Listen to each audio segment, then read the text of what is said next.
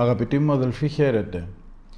Καταρχήν θα ήθελα να σας καλωσορίσω στην Ιερά μας Μητρόπολη και να εκφράσω την χαρά μου γιατί σήμερα είστε εδώ, στην Ιερά Μητρόπολη Μαρονίας και Κομοτηνής, αλλά και να δραστηριοποιήσετε σήμερα στη Μαρόνια, στην ιστορική έδρα της Μητροπολεώς μας.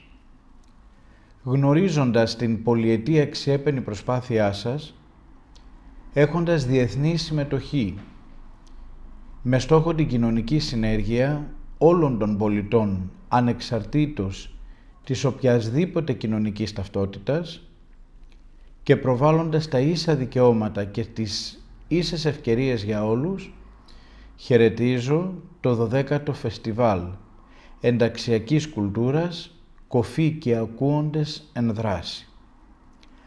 Αναμφιβόλως, αυτού του είδους η δράση προωθεί την κοινωνική ένταξη ευάλωτων πληθυσμών μέσα από πλούσιες, ποικίλες, δημιουργικές, αθλητικές και καλλιτεχνικές ενέργειες σε πολλές πόλεις της πατρίδας μας. Ανάμεσα σε αυτές και η πόλη της Μαρόνιας, με την ιστορία της να χάνεται στα βάθη των αιώνων.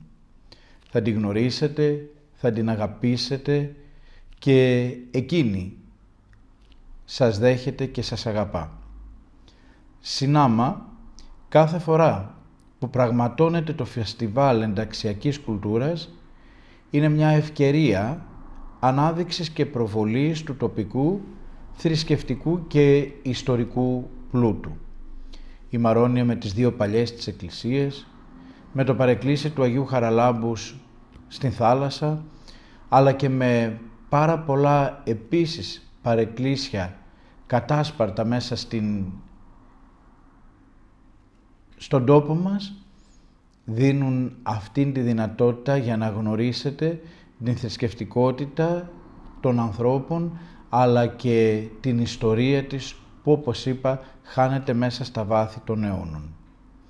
Έτσι λοιπόν, συντελείτε όλοι σας στην πρόληψη της γλωσσικής και κοινωνικής στέρησης πολλών συνανθρώπων μας, αλλά ταυτόχρονα συμβάλλεται και στην ενημέρωση όλων των προβλημάτων και ικανοτήτων ευαίσθητων κοινωνικών ομάδων, όπως αυτή των κοφών, με το να προσκαλείτε ακαδημαϊκές κοινότητες, φοιτητές, τοπικούς φορείς και πολλούς πολίτες, οικοδομώντας έτσι φιλίες και γέφυρες επικοινωνίας. Είναι σπάνιο σήμερα, δυστυχώς, στη ζωή μας να αφιερώνουμε πραγματικά χρόνο για τον συνάνθρωπό μας, που βρίσκεται σε οποιαδήποτε ανάγκη, και μια τέτοια δράση υπογραμμίζει αλλά και υπενθυμίζει όλους μας την αρετή του ανθρωπισμού και της συνεργασίας.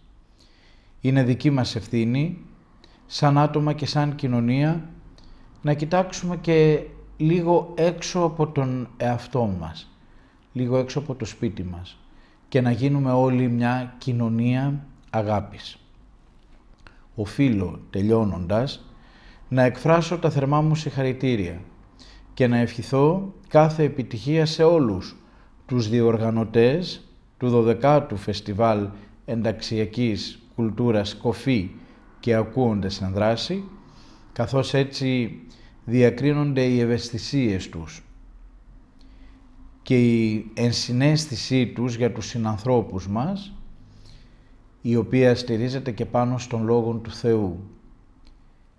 Καθώς θέλετε ή να ποιώσιν μην οι άνθρωποι και εμείς ποιείτε αυτής ομοίως. Σας ευχαριστώ πολύ. Καλώς ήρθατε. Καλή επιτυχία.